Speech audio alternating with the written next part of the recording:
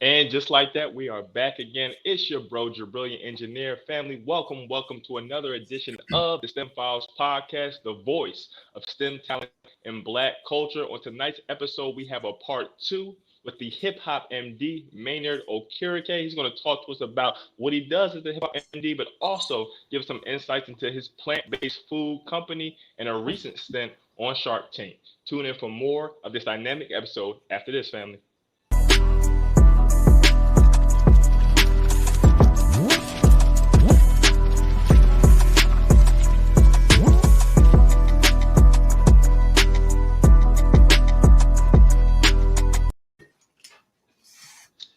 And again, welcome back, family. Again, this is the STEM Files, where we highlight the best and brightest in science, technology, engineering, and mathematics. I am humble co-host, your brilliant engineer. I am a mechanical engineer focusing on naval ship fluid systems with a background in material science and engineering, where I study materials, their various properties, applications. There's some failure analysis work as well as structural engineering. I am typically joined, and he should be on shortly, with my co-host Tariq Cardiac. He is a biomedical research scientist with a background in cardiopathobiology, which is the study of how diseases form in the heart and blood. We say, family, the show is not about us, it's about who we bring on to add value to our lives and yours. So without further ado, I want to introduce to some and present to all the hip hop MD, Maynard Okirike. How you doing, bro? What up, what up, what up? Thanks for having me, my man. Yes, sir. As always, man, like I said, we're going to have high energy just like the first time. And we're definitely honored and humbled to have you back, bro. You know, some of the work that we've just done together has been awesome. And we're looking forward to continuing to work together. So let's just, refresh the palette, if you will, for those who may not have visited us the first time. Tell us a little about yourself, go into your background, and we'll get it going. Yeah, for sure. Last time when I was on here, we talked a little bit about my hip hop science platform, what I do. That's why I go by the Hip Hop MD. I created a platform called Hip Hop Science, which basically uses music, entertainment, comedy as tools to educate on a wide variety of scientific subjects. Everything from physics to math to biology, natural science. If it's scientific, you name it, I'm on it. My background is actually in civil engineering. I got my degree at the University of Washington in Seattle, Washington. Go Dogs. I have a pretty well-versed background. I've been on the entertainment side. Originally came in the game as a music artist, doing music work myself, and then transitioned and then went to the entertainment side, acting, comedy. And really the Hip Hop Science platform is a true merger of everything that I'm passionate about. And that's how I ended up down in Los Angeles, where I'm at now, working as a science communicator, really with the goal of encouraging more minority and youth involvement into the STEM fields. And so we chatted a little bit about that last time. And I guess today we're kind of chatting about all the other random well-versed things that I do in my life as an entrepreneur as well, too. I have a food business, which we'll get into a little bit later. And I'm really excited about this just because, one, I always try to preach to students that I talk to about being multifaceted and also not being scared to dive into different things and have different passions and be curious about contrasting things because that's life. That's how we learn and that's how we develop. And just by being curious is how I've been able to navigate a lot of different things in my career. Yes, sir. You kind of fed right into, it's a beautiful segue into what I want to talk about. You use the word multifaceted, and that's such a powerful word, particularly when it comes to us as people and presenting ourselves to society. When we think about, how diamonds are made, right? You have coal under immense pressure for several years, and it produces a diamond. But what really allows you to get the appreciation of a processed diamond, if you will, is the various angles, the multiple facets that as you turn it in the light, you get a twinkle, which gives you the shine, which gives you the beauty. Same as when you talk about a multifaceted individual that can present several sides of him or herself, that allows you to gain greater value from them as a person and learn about them more holistically. So, with that being said, I want to highlight a word that you actually used in the caption for today's show. You talked about intersectionality. I want you to elaborate on what that is exactly and why is it so important to be your full authentic self when it comes to, building relationships and, familial relationships in the workforce and just beyond across different social arenas. Yeah, most def. And I see your material science background coming in there with the diamond Come reference. on, man. You know, Yes, got to sir. drop those nuggets Yes, from. sir. But yeah, no, you're exactly right. And that was a perfect analogy actually with the diamond, because life throws you lots of different things, right? And so you always have to shift. You always have to kind of re-navigate and retool. And a lot of times while you're shifting and you're making those moves, if you're not ready or if you don't have experiences in different areas, sometimes you could end up down the wrong path, or you might not get the proper trajectory towards success that you're trying to aim for. And so being multifaceted and having ability to be able to shift and make those transitions is really important when life throws different things at you and you got to kind of take a left step. And so that's really what I've always wanted to do. I've always wanted to explore different things around me because I never wanted to feel pigeonholed or feel like I was only one thing. And that's why, and I always say curiosity is a way to do that. And when we talk about intersectionality, for those that aren't familiar, it's really, as the phrase says, intersection, right, of different fields, of different elements. And that's really what I do with my hip hop science platform. You have these two contrasting areas, the world of music and hip hop, and then the world of science. These are two seemingly contrasting worlds that don't normally exist together, that you don't normally think about in the same bubble. And intersectionality is really the fusion of different fields, of different elements, and cross-blending them and seeing where you can find affinity and seeing where you can find some commonalities within these fields. And then when you find those commonalities, that's what you highlight, and that's what you focus in on in order to help educate and bring awareness and bring attention. And so when we talk about intersectionality with like music and science, that's when you start to find correlations as far as how music affects your day-to-day life and the science and everyday things around us. And, with pop culture and entertainment, and a lot of the work that you guys do with this platform is about intersectionality, right? You bring in these people from different backgrounds, whether it's a food scientist, and they're talking about some of their favorite foods, but then the chemistry behind it, or like me right now coming in and talking about science and music, and science and business, bringing these different fields that normally would exist in different lanes, finding where those commonalities are, and then highlighting and stressing upon the benefits of those, and then really elaborating on that to further advance people's minds and their thought processes and their curiosity as they continue to go through different experiences in their lives. Absolutely. Wonderful answer. It's almost as if being in STEM, whether you're an enthusiast, activist, one who engages, a professional, you can't help but be or see the intersectionality not only in your own life but in society and the world, right? The more you delve into any STEM field, the more you know that you don't know and that there's more to learn and that everything's connected.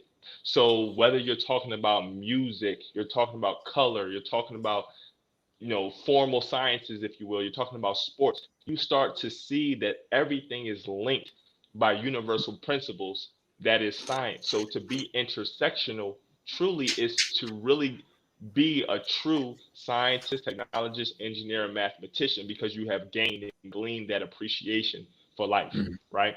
So Yep. that's awesome. And that kind of feeds into another thing. So you have a vlog, right? And one of the things that you're doing, I've seen some of your posts, and it'd be some really cool stuff, like that you don't see. I'm like, oh, what's Maynard talking about today? So I'm like looking at it, and you pride yourself on really seeking innovative things, and I love that because science is something that's ever growing, ever evolving, right? And to be stagnant is not to be a true STEM professional. So, what is innovation? And what are some current, innovative STEM applications that you have a particular interest in and why? Yeah, that's a great question. Really, innovation is all about advancing. When you're normally we think about innovation when we talk about technology because that's the most feasible application. You think about the technology that we have right now, just the ability for us to be able to stream right now on this platform is innovation, because Absolutely. 5 years ago, even 2 years ago, 3 years ago, some of these platforms didn't exist to be able Right. to advance the world of communication, right? And that's all innovation. It's we take something that we normally do, and every single day, communication is something that we've done since the beginning of time as humans. Right. And really, innovation is how do we advance that communication? How do we make it more efficient? How do we find a way to communicate better? That's really innovation, right? So at the end of the day, we're communicating just like we have for thousands, hundreds of thousands of years as humans. But now we're able to communicate on a different level through virtual streams and through virtual platforms and Google Meets and Microsoft Teams or StreamYards, whatever it is your platform is on. You're able to now connect with people. And I think especially right now in this virtual age that we're in, it's really a unique opportunity, because even though we feel this sense of disconnection, right? Because we can't hang out with our friends like we used to, or can't go to concerts or whatever because of the pandemic, and life has kind of been on hold. In a way, these virtual platforms and different things have actually kind of brought us together, brought us closer. You can now connect with people across the country, right? You're out on Eastern Standard Time. I'm here on the Pacific Coast, right? It's nighttime. There's sunshine over here right now. Right. In another world, we may have never connected, right? We may never have even gotten a chance to get on this platform and chat, right? Because we'd be so focused on our normal communication methods. But the ironic thing is that even though we're so disconnected, we're actually more interconnected, because now we have to find unique ways to be able to connect with people across the globe, across the country, and be able to find those commonalities and find that time to really be able to express ourselves in different ways. And so to me, that's one of the most actually interesting things I've seen, because it affects the world of science communication a lot, right? Because as a science communicator, my goal is to really be able to advance people's mentalities and knowledge and awareness about scientific subjects. And people do that through multiple different ways, right? Especially right now with this pandemic, science communicators are so important, because we have to stress the knowledge and the importance of believing in science and knowing science is a fact and following the science. And so many things changed quickly, right? I mean, think about it. At the very beginning of this pandemic, we weren't really talking about masks, right? And then maybe a couple of months into it, we're like, oh, everybody's got to wear masks. You got to do this. And because we learn more, right? We grow, we have a better understanding. And I think as science communicators, it's so important with so many different elements of science, because now we have to realize how equity affects people in this virtual age, because people don't have the same resources as others. We have to understand how people's mental states and their mental well-beings, right? The psychology of different things affects people during this time. And so there's so many different things that we have to cater towards, and yet at the same time still give people the knowledge that they need, still give kids the education that they need in these non-traditional educational formats. And to me, I think that's the most unique space that we're in right now when it comes to innovation, is the ability to use these virtual tools, the ability to be able to connect with people in more unique ways, and then finding how we can continue to elaborate on that and make us still feel closer, even though we are truly more disconnected. Mm, mm. That was definitely powerful. As you were talking and you were talking about all these different innovations, I started to think about how in the Nation of Islam, we're taught by the Honorable Minister Farrakhan. I know somebody in the chat will correct me if I'm wrong, but he says that pain is the mother of creativity. Now, pain is again another multifaceted word. Pain can be physical, mental, spiritual, right, etc. We have, for now, at least a year, a little over a year, been under the traumatic experience of the COVID-19 pandemic, right? And in that situation, we have had people to overcome difficulty, to be creative, to do things like working from home, to 3D print different masks that are in Yep. accordance with the certain guidelines that you can filter out certain things and guard yourself against COVID-19, right? To have the verses of the artist versus artist virtually as well. All these different things Raekwon versus Ghostface tomorrow. there we go. You see what I'm saying? So now you have all Tune these it in. different avenues that came from pain, right? So the ability to overcome difficulty when you're faced with a problem leads one to be innovative, right? We think about how, you know, fauna and like flora grow and flowers and plants. If they're alive, and but to push yourself through that soil, that's a painful process. But what do we get? We get the benefit of seeing a rose, of seeing a Yeah. crop and eating that crop, right? We think about the miracle of birth from a woman. That's a painful process. What do you get? New life and a second chance at life as a mother or father rearing a child. So Mhm. even though this has been a painful process, even though we've suffered hardship, loved ones may have passed away, people have kind of lost their minds. I think that this pandemic is teaching us how to be human again, even in such a virtual Yeah. environment, because we're checking on people. We're understanding that our health is our true wealth. Because no matter how much money, how many assets you have, if you or your loved ones aren't alive to reap the benefits, it's null and void, right? So Hmm. all those things becoming more human, that's occurring, and I definitely wanted to just echo that in that sentiment. um Yeah. 100%. Yeah, you hit that. You hit that on the head completely. And that puts us in such a unique space right now because it's cyclical, right? Everything in the universe is cyclical. Everything in about our life process, even our life cycle, is cyclical. All right, that's why it's a life cycle. We go through this. This isn't the first pandemic. It's not going to be the last. This is not going to be right, the last thing that's going to make us rethink things. right, But it's important as humans to have these situations that force us to look at life differently, give us different perspectives. That's why people travel. That's why people go to different places across the world to not only have a breath of fresh air and see cool, unique things, but see how other people across the world live. And, a lot of times you go and you live in a different environment, and it makes you appreciate the little things that you have more. And I think this pandemic has definitely done that for us as well. absolutely, yes sir. So I want to go a little bit into, I know we touched on it in the first show, but a bit about the hip hop MD aspect of what you do. And this is a bit of a lighter question, but I think very important.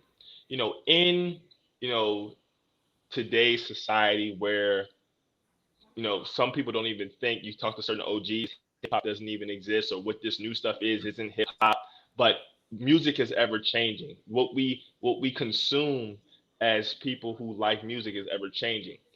You know, how do you ensure, as one who is mixing hip hop and STEM, that, for lack of a better word, you're not corny, and that you Mhm. can stay on trend but still add value in a very wholesome way, but it's palatable to this new generation?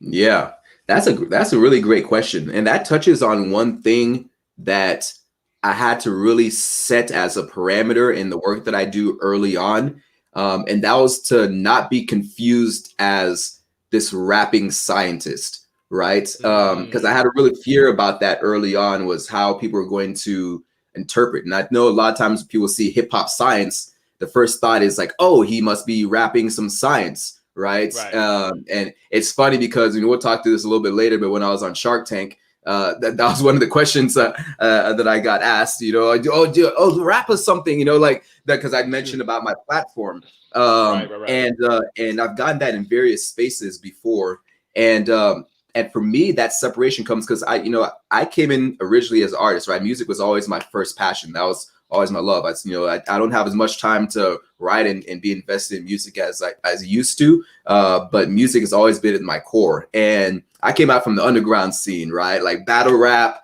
Right. Come I'll on. just like Wu-Tang. That was my genre. And so music was this kind of very tribal, sacred space, right? Where it was a sacred art, and I respected my art. I respected what I brought to the table, and I had that space, right? But at the same time, too, I'm this fun loving. I love comedy. I make jokes. I have all these different sides, right? And even with them, when I started this blend of hip hop science, it wasn't to like rap, scientific, topics or scientific elements, right? To me, Right, that's not my style, right? Because to me, if I'm rapping, I'm rapping. I'm spitting some bars, I'm dropping some knowledge, and that's not me, right? I'm not. That may be other people's forte. You may have there are many people that do those different types of remixes and different things like that. But for me, that wasn't what I wanted to bring to the table. I wanted to bring more so the thought of merging these topics, right? These discussions, right? We mentioned the versus battle, and we got Raekwon and Ghostface tomorrow, right? And you have these conversations about day-to-day hip hop topics or fashion or pop culture, or it's your favorite celebrities or some beefs going on in the rap game or something. You have these things that we talk about to each other on a regular basis, right? And my thought process was I wanted to make science just as easy to come off the tongue as discussing, Drake's new album or whatever, right? I wanted those discussions to be in that kind of vein, where we are now putting science more at the forefront of our day-to-day discussions. We're not just watching TMZ to see some ratchet stuff, but we're watching it to actually now interpret of how there's science behind whatever issue is going on, right? And that's where I wanted to have the fundamental elements of hip-hop science, was to be able to make this intersectionality, these connections as a day-to-day topics, and make them normalize these concepts. And that was really what I always wanted to do with this platform, not take these elements and then just and just fuse them into a song and then put it out there in the medium, because to me, that all that does in a way is now kind of separates and still keep music and science still not in unison together. It just kind of makes it this funny thing that you watch, and that was it. I wanted to make these things digestible things that we consume regularly with all these other entertainment concepts that we consume on a regular basis. And so it was really difficult at the beginning to really make sure I stayed in on that frame and made sure that with the content that I put out, that people understood that. And I've gotten much better at it. It's something I always kind of have to remind myself of, walking this fine line to make sure that it's a sprinkle of these elements. So you're learning something and you're being educated, but you're being entertained at the same time, and you don't necessarily think about it. You don't think it's being forced upon you. It's not some song that's gonna make you now think to change your thought size. It's now you just have that in your back of your head and you're just cognizant of it. So next time that topic comes up, it comes off your tongue easily, because now it just stayed with you, because it was a regular concept that was now normalized. And so that's really how I've navigated within this space of really trying to make that intersectionality unique to me and unique to what it is that I do. That is so tough, because what you're really talking about is applying the hip hop mindset, or the scientific mindset, to hip hop presentation. So the way you may use the scientific method, the way you may go look at something as a system, we present hip hop topics in the same manner. So, hey, there's intersectionality between hip hop and science, because music, hip hop, the way to produce, to rap, to do these different things, there's an intrinsic science to all these things, and there's an intrinsic science to understanding all of these things, and to combine that and to present it in such a way that the same way the Nicki Minaj, the Meg Thee Stallion, right, the Baby lyrics, you can go off some scientific principles in the same way, and that comes second nature and roll off your tongue in the same way. So now, science, or science, technology, engineering, mathematics has become a second language, similar to how rap and other songs have become a second and third language as well. Yep, exactly. Absolutely. And you brought up something too in your original question, when you're trying to reach the youth and reach these different audiences. A lot of the times it's just simple as just verbiage, right? How we talk to each other. And me, you know how it is when you come in the workplace. We're not going to have a conversation, me and you, the same way you would have with your coworkers, or the same way that I would have with somebody in a different space that obviously didn't look like me. You know what I'm saying? We're gonna code switch, right? We're gonna present ourselves in a different way that audience can understand, right? But when we speak to these audiences that we know, I'm not gonna come in and talk about some scientific fact from some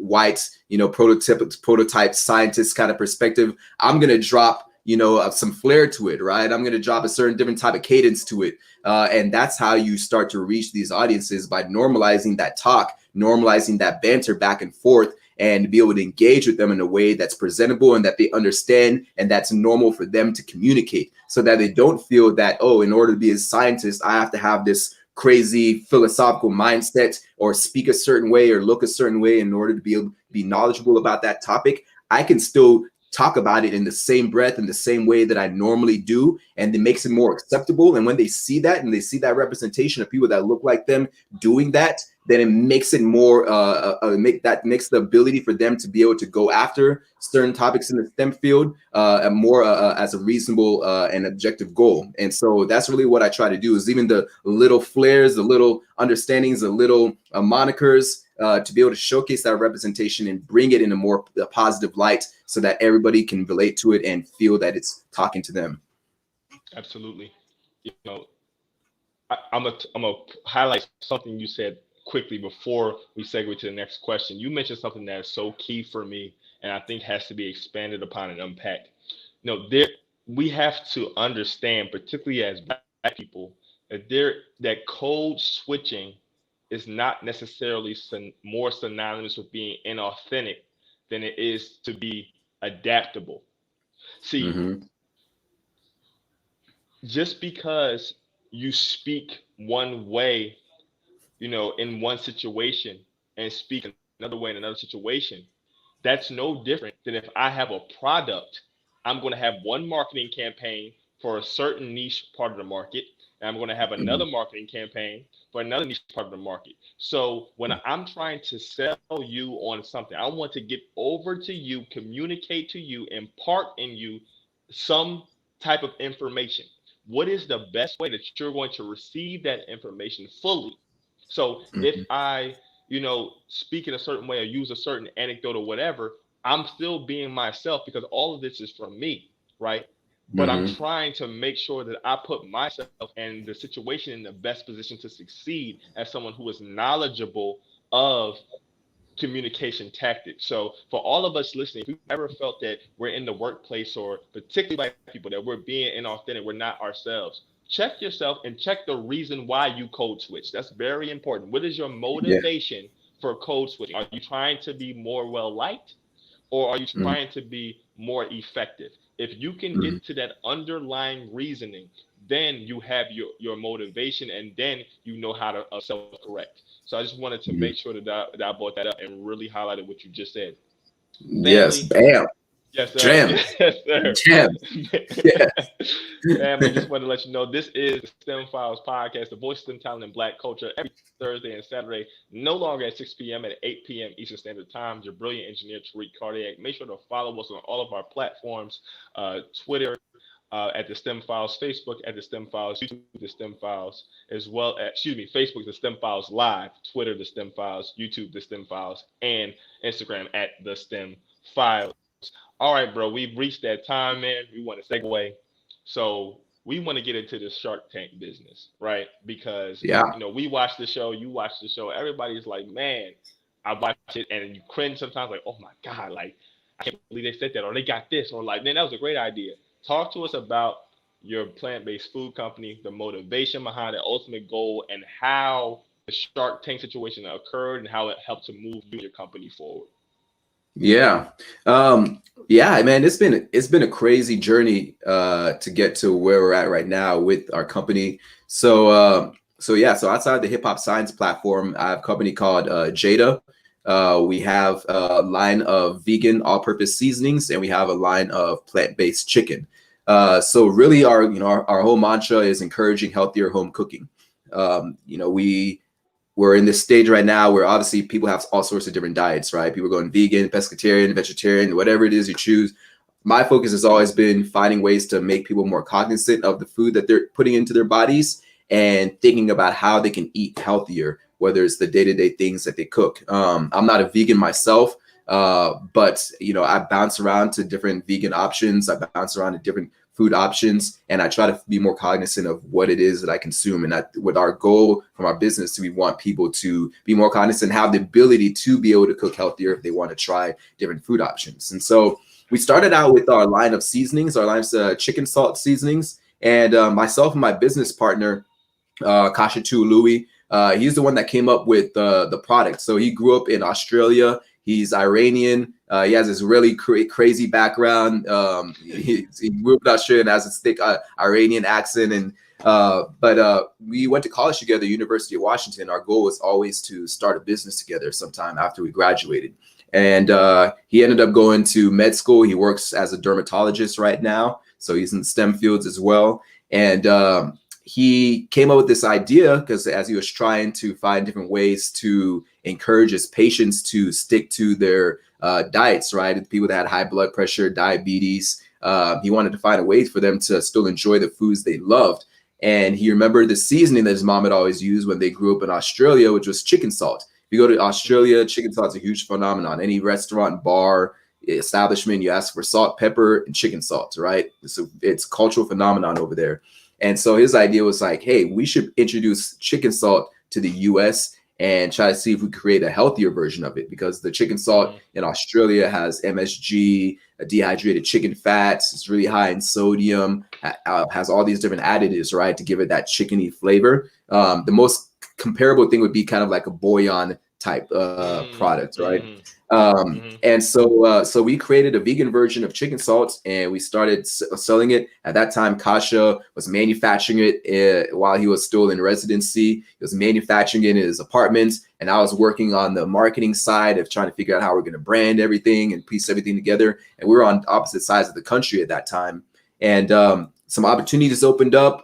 We were just doing all sorts of guerrilla marketing stuff, just sending product to people, blasting it out. We tried to do a Kickstarter. We tried to do all these different things to kind of launch it. And Valerie Bertinelli, she's this famous celebrity chef. She got a hold of our product and she did a recipe on the Food Network with our seasoning. And then that's when things started to kind of evolve.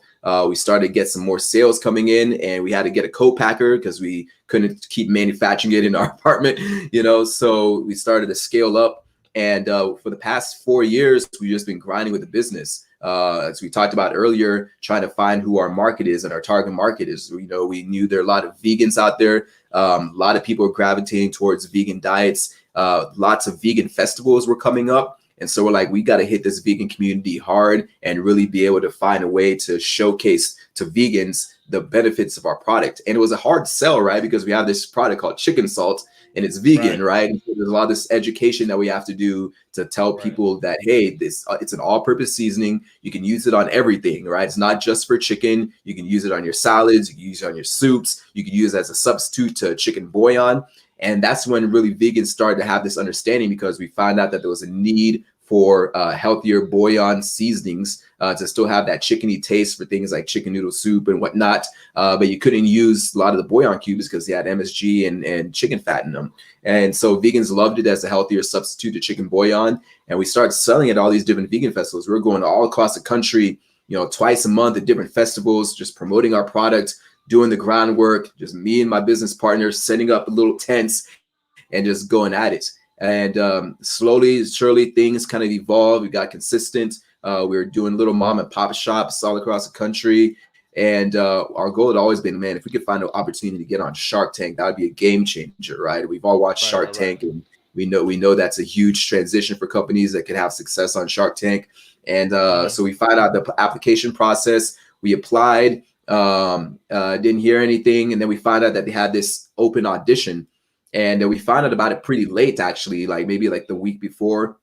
And we had missed the one that was in Los Angeles. And the last open audition was in Kentucky. So I got this red-eye flight and I flew down to Kentucky at I left at 3 a.m., got down to Kentucky 6 something in the morning, and went and stood in line for this open audition, stood in line for 6 hours, did the audition, and obviously did well enough to get a call back.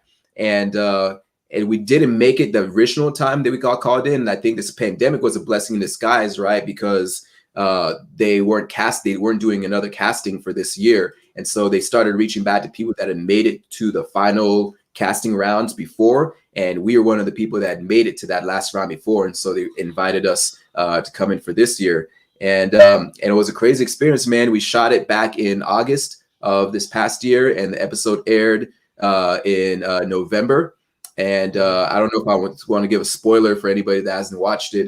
People like to be surprised on Shark Tank, but if you go and watch the show, we signed a deal with the shark, and it's been scaling and crazy sleepless nights since.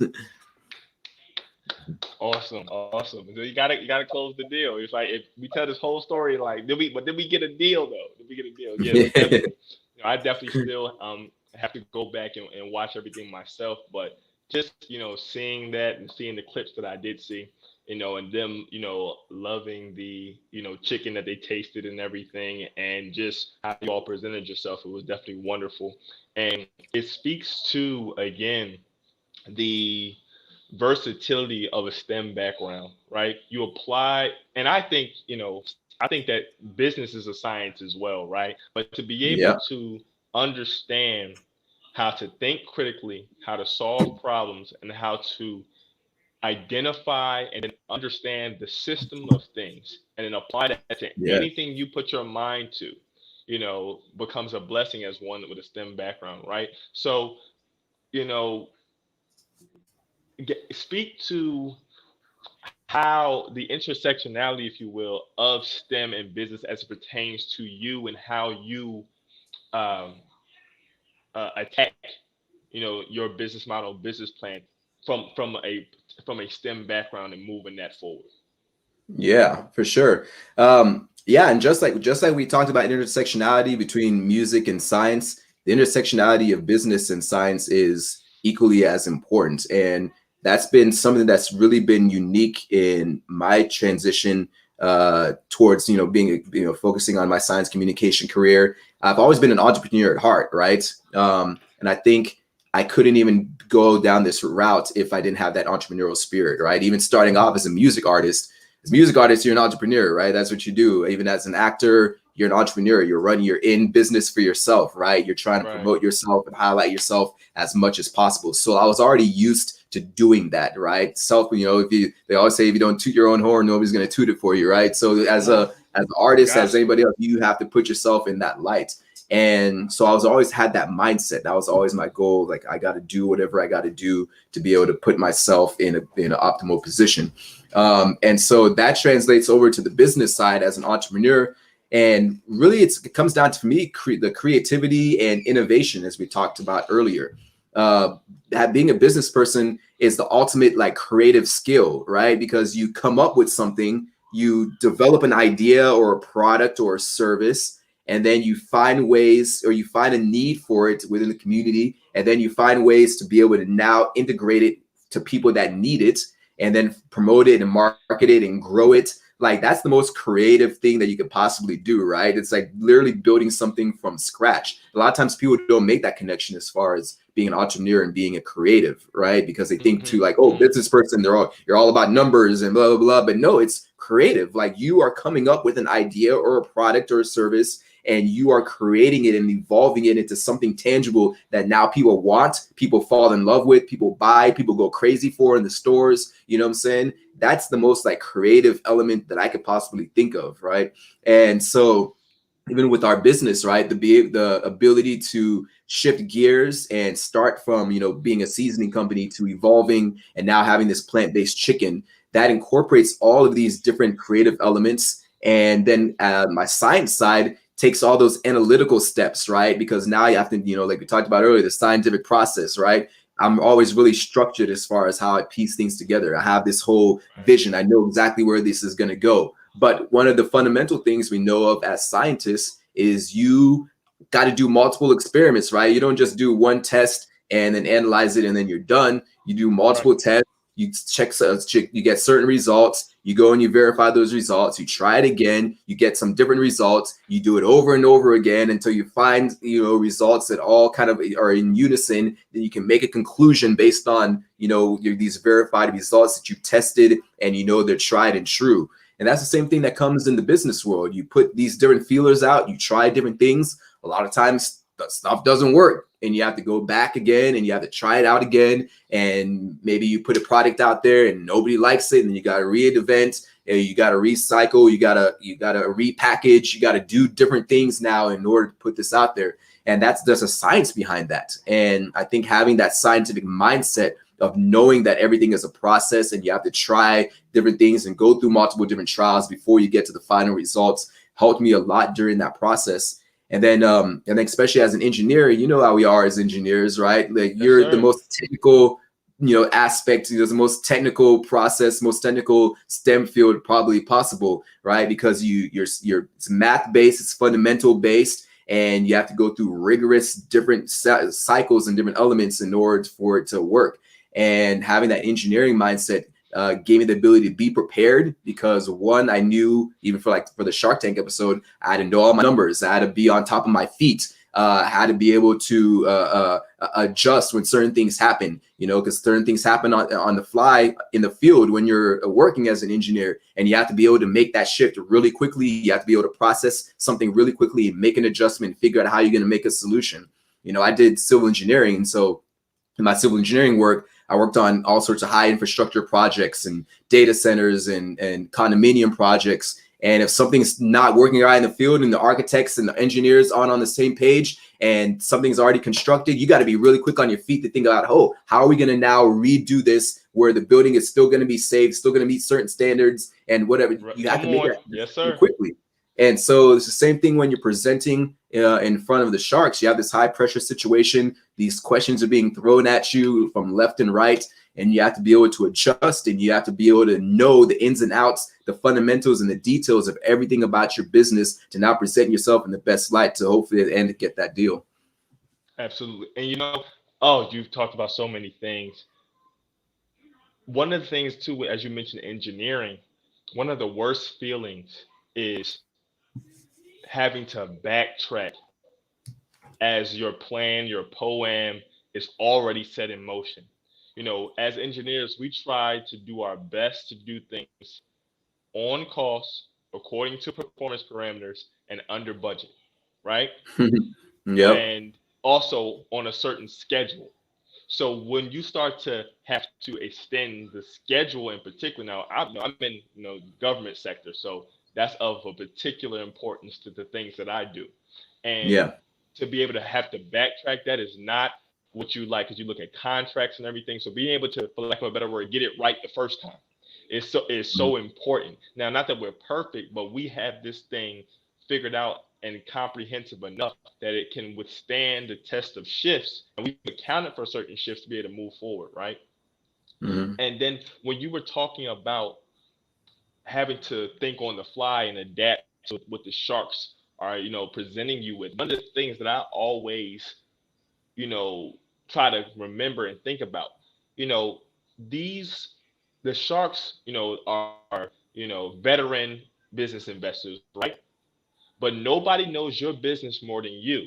So why is that important? You have to be bulletproof enough to know, regardless of who or how much, or if not at all, someone offers you a deal, your business has value.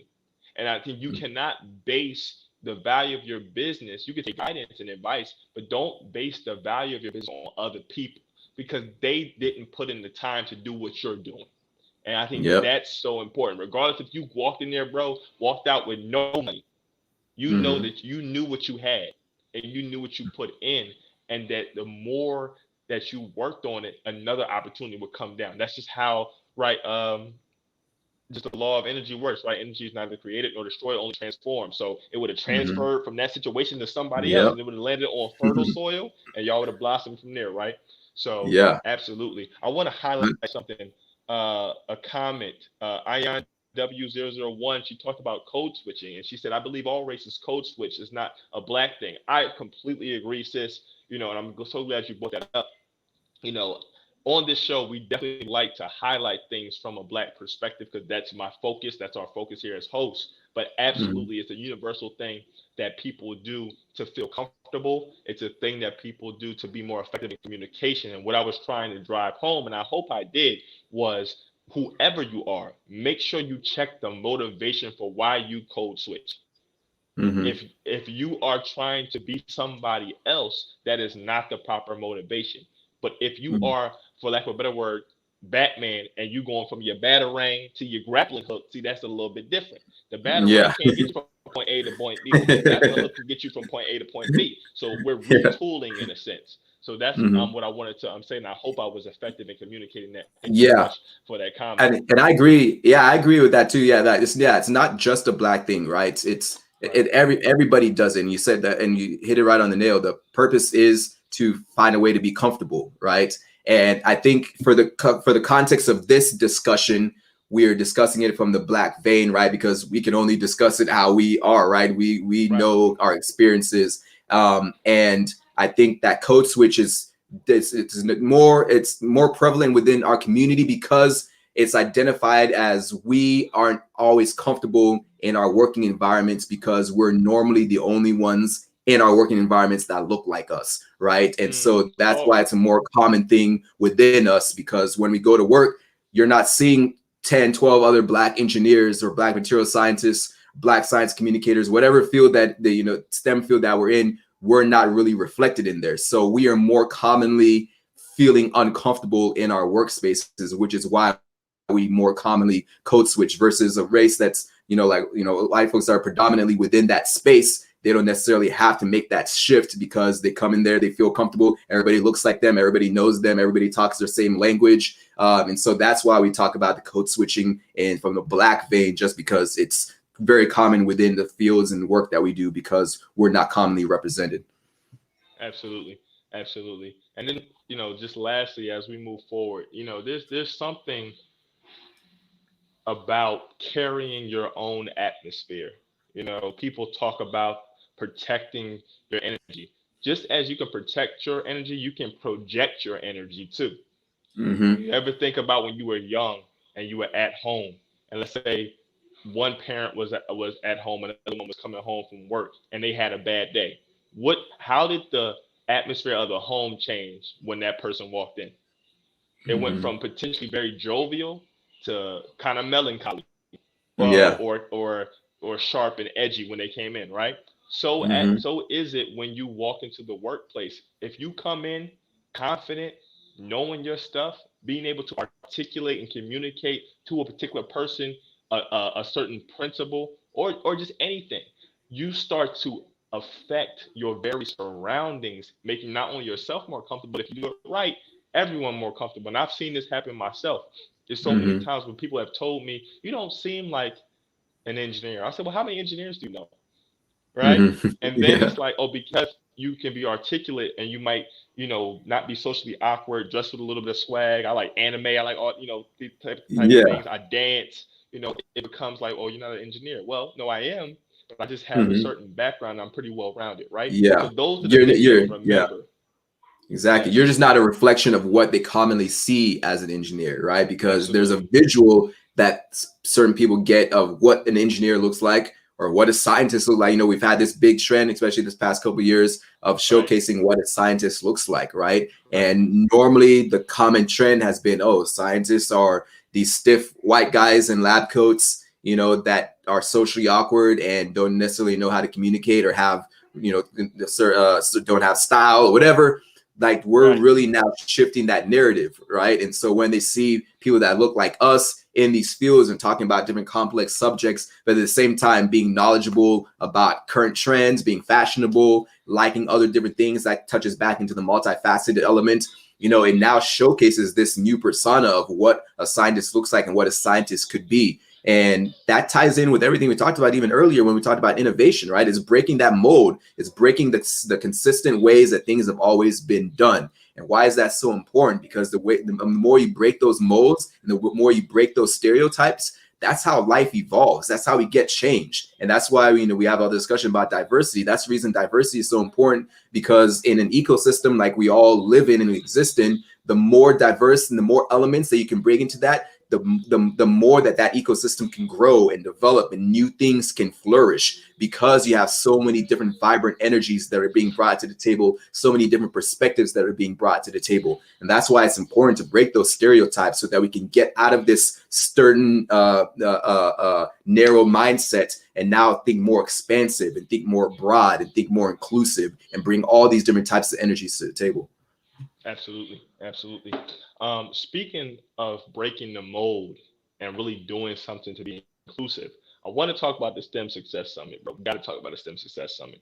Tariq and I had a wonderful pleasure of being, mentors at this past one. We had a great time, and I was lit. I was in the comments, man. I was in the things. Y'all did an awesome job.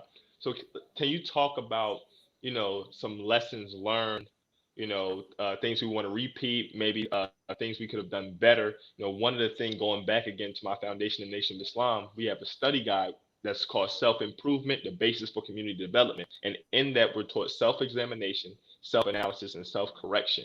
And that then not only applies to yourself, but obviously your community, you can apply to your business. So thinking about that, what are some lessons learned from this past summit, and then coming into the third annual, we say three times the charm, right? What are some Yeah. things, and how, and what's next for the summit, and how we're going to make things even bigger and better? Yeah, for sure. You're right. With everything, you always have to continue to innovate, and you always have to do things to switch things up, right? So this past one was our second summit, so we learned a lot of different things from the first one, and we improved on so many different things from that first one. But we knew that this wasn't going to be it. We knew that we wanted to eventually do a third one, fourth one, continue to make this a longevity thing. I think from this past one, we had a lot of time to kind of reflect and think about different things. We wanted to find a way to be able to connect with so many different audiences and bring so many different opportunities to the table. And one of the ways of doing that was getting sponsorships and getting backing and donations and different things like that. And so we worked with, obviously, we reached out to a lot of different companies to be on board. We started that process a little late, right? And we realized that people had different budgets, different things like that.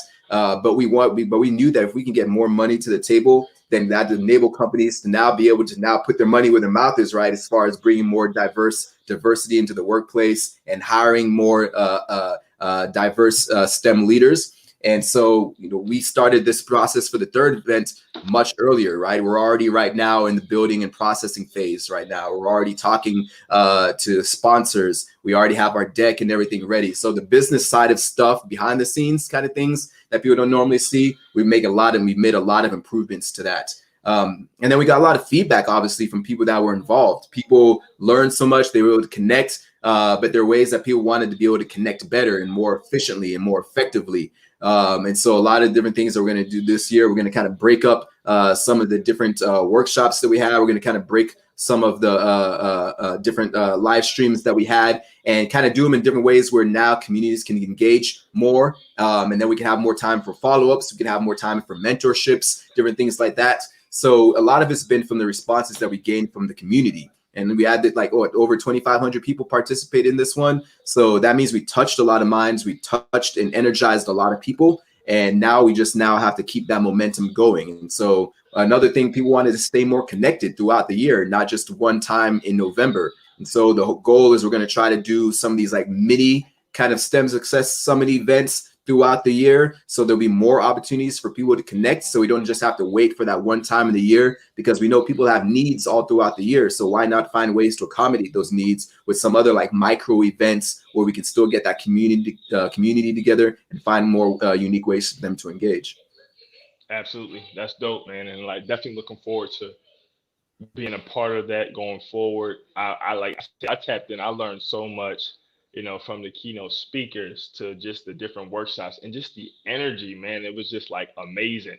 Like I felt like it was like STEM Wakanda. I mean, even that's kind of like, redundant when you think about Wakanda, right? But it was just like such an influx of not only just a wealth of knowledge, but it felt like the cookout, if you want to use that terminology. Yeah. A family reunion, if you will, and everybody moving together. Just really quickly, I want to say this. So we have recently instituted actually a call-in number to be able to bring people on to comment, and I love your energy, INW001, with regard to disagreeing in terms of the code switching. I'm gonna tell y'all right now, for everybody listening, I am always myself. I don't care if I'm the only black person, I'm one of several. What I always do is whoever I'm speaking to, whatever environment I'm in, how can I bring my best self to the workplace? And I think we should all understand who we are and bring that best self at all times. So you are never to hide your light under a bushel basket. You're never to change yourself to become more palatable, if you will, or less aggressive, if you will. You're always to make sure that when you are in a position to execute a task or execute a job, you did your thing on that job, right? So you bring your best stuff. But thank you so much. Definitely for future shows, Queen. We will make sure to have that call in number active. You and other people be able to come on, and we can chop it up, ask questions, and go back and forth. But definitely appreciate all those That's good innovation. comments and That's people innovation tapping right in. there. We do Listen, like man. that. Yeah. Listen. Next time we'll Listen. definitely do a call. Next, that's what we're here for, right? To engage with the Right. community, and that there's nothing wrong with disagreeing. We put different things to the table. Everybody has different experiences, but the ability to be able to talk through those and kind of hear different perspectives is always something that was welcome. So would love to have that. Absolutely. We as we are, man, it's so crazy. This hour went by so fast. Right? As we get to the last few minutes of the show, family, if you are loving this content, if you want us to continue to branch out and make more content and bring up these topics and delve into these different aspects of STEM, make sure to support us at our Cash App, the STEM Files, or you can text 770-695-7912 for other options. Again, that's the STEM Files on Cash App, 770-695-7912. This is the STEM Files, the voice of STEM talent in Black culture. Bro, it's been an honor, it's been a pleasure. Like I say, I think your energy is infectious. You can tell that you love STEM. You can tell you love hip hop. You can tell that you love moving any and all conversations that you can add value to forward. What I would like, if you can leave some level of guidance, whether it's an entrepreneur, a content creator, STEM content creator, someone in STEM, student, professor, what would you like for the audience to take away? One or two tidbits before we close out. Yeah. Well, I mean, I'll talk a little bit more on the entrepreneurial side.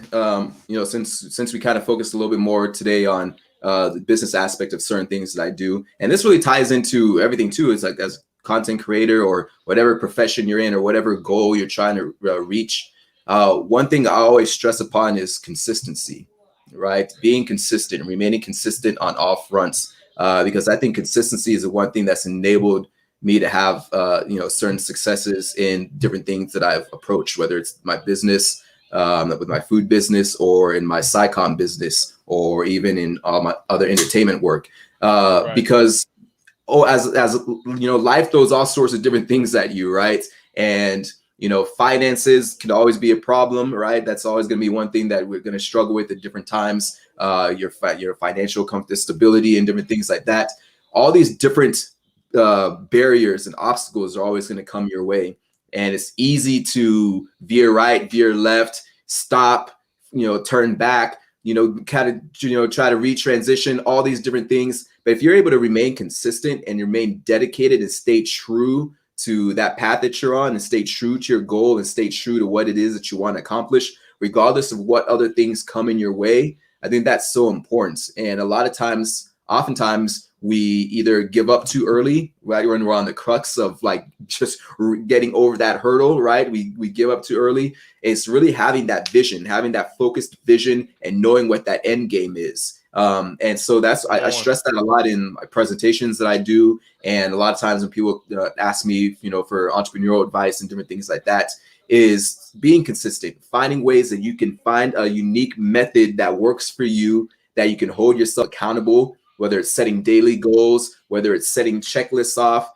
like I do a lot of times on my notes page, making sure that you have something that's going to help you stay consistent and stay dedicated, even if you don't see that success right away, because you never know what's going to happen a week, 2 weeks later, a year later, 4 years later, right? You have to stay dedicated to that goal. And the more consistent that you can be is going to pay off so much in the long run, because it's just like practice, right? If you're shooting in the gym, you might be practicing and taking all these shots, right? It may seem worthless because it's just practice. You're not beating anybody in practice, but the more and more shots you put up, by the time game time comes on, right? It's just a reflex motion, right? At that point, you're not even thinking about it. You're just going through the motion, and you're conquering whatever challenges in front of you. And that's the same way that consistency works when you come to any work field, whenever you come to any entrepreneurial pursuit. The more that you can stay dedicated and be consistent in those day-to-day tasks, when that huge opportunity finally comes your way, you'll be ready for it because you've already put in that work. Bro, can I get an amen? Can we get an amen in the comments? Can somebody type amen in the comments? A blackfish. I need to see something. Amen or a blackfish will do just that. Bro, that was everything. You know, I got to end it with this. The Honorable Minister Louis Farrakhan teaches us that everything of value has a difficulty factor attached to it. Sometimes we may want things to be easy, but we don't want that which is easy. I'm saying that again. Yep. Sometimes we may want things to be easy, but we really don't want that which is easy. And that applies to so many different things. When you grind, I'm a basketball player. Like, you know, I've played basketball my whole life since I was about 8. You know, I've played competitively on a number of different levels. And it's nothing like being in the gym night and day, working on your shot, working on a move, and seeing it pan out in a game against a high level defender, competitor. You know, I was my best self. And this is typical for most people playing against people either as good or better than me. I brought things out of me that I never thought was present, whether it was a shift in speed, you know, a tenacity, you know, being able to do something that I had worked on, right? So if it's truly valuable, if it's truly something worth obtaining, it will be difficult. It will not be impossible, right? Because you literally, as a human being, it's embedded in you to overcome obstacles. So when you're met with one, all you have to do is size it up, look at it, come at it from different angles, employ others, you know, workshop, cross team, and then you overcome the obstacle, right? But everything of value has a difficulty factor attached to it. And like you said, we got to be consistent, right? We got to remember the process. We got to fall in love with the process and move forward. So with that, bro, this has been awesome. You know, I'm a mess with Tariq for missing out on tonight. He missed out. Yeah, he has some family things to take care of. I always tell them that family first. You got to do what you got to do. Yeah, bro, for sure, for sure. Get in touch. How can people get in touch with you? They want to learn more, follow you on your journey, get some mentorship, or just tap in and ask you a few questions. Yeah, for sure. Well, you can easily follow me on all the social platforms at Hip Hop Science Show.